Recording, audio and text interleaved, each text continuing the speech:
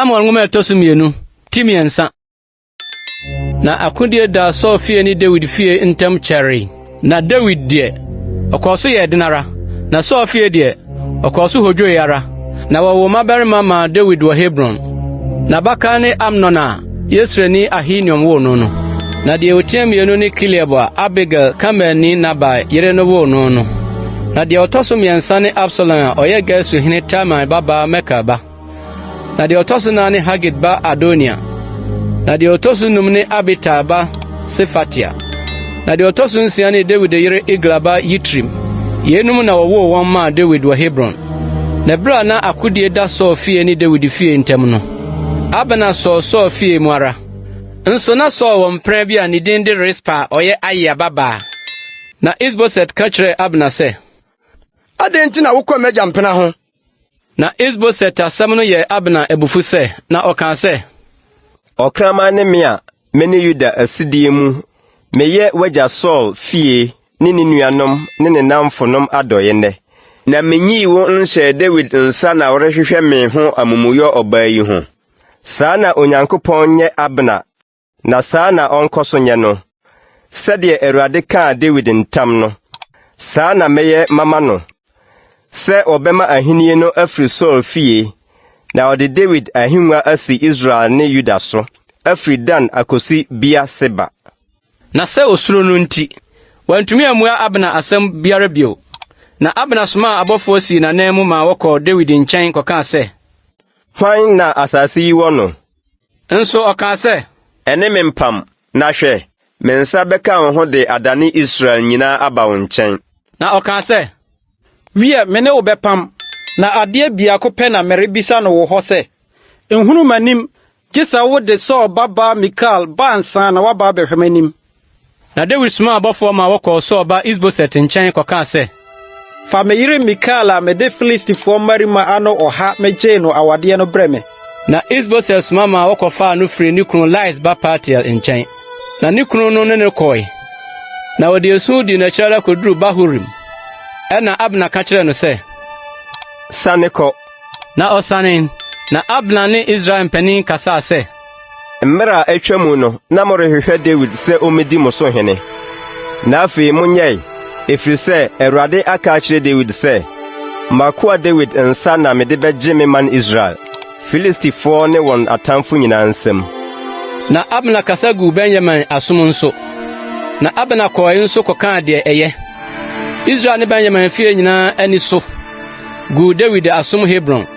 Na Abner ba David nkyɛn Hebron a nipa 20 ka ne ho. Na David to Abner ne mmarima a wɔka ne ho no pono.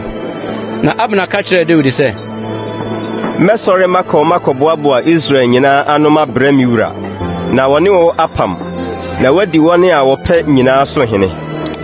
Na David gyaa Abner kwan, na ɔkɔ asomdwie mu. Na hwɛ, David nkoa ne Joab firi akofoɔ asafo mu bae. Na ɔde asadeɛ pii nso bae. Na Abner ni David nkyɛn Hebron. Ɛfiri sɛ wɔagya ne kwan ma no kɔdwoodwoo.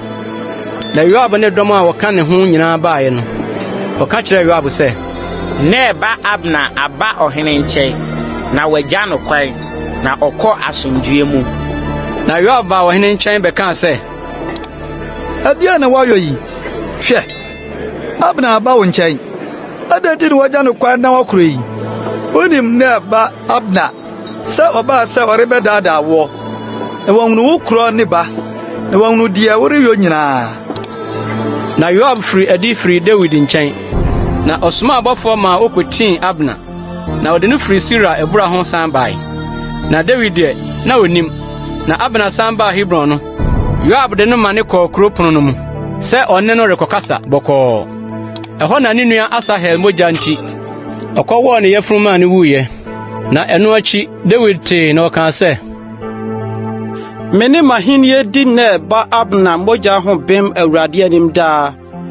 Wɔma no mmua Joab atifi ne n'agya fie nyinaa so.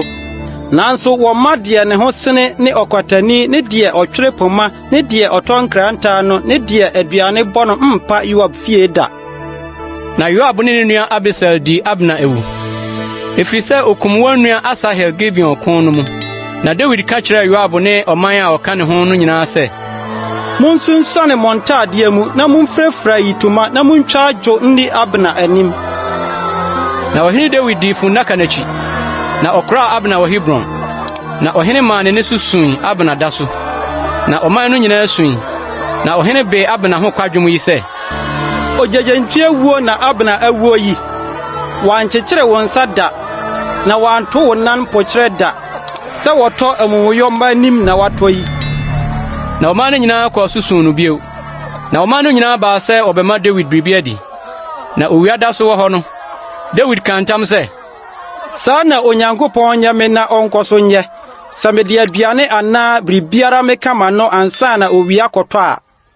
Na ɔman no nyinaa huni, na ɛyɛ wɔn ani sɔ. Sɛ ade a ɔhene yɔ nyinaa yɛ ɔman no nyinaa ani sɔ. Na ɔman no nyinaa ne Israel nyinaa hunu da no. Sɛ emfiri ɔhene na okum na ɛba Abner. Na ɔhene ka kyerɛ ne nkoa sɛ, munnim sɛ ɔsafohene ne onipa kɛseɛ atɔ nnɛ da yi Israel. Na me deɛ, ɛnɛ meyɛ mmerɛ, na wasra me asi me hene. Na mmarima yi, Seruia mma yi yɛ den ma me. Awurade ntua deɛ ɔyɛ bɔne no ka sɛdeɛ ne bɔne teɛ.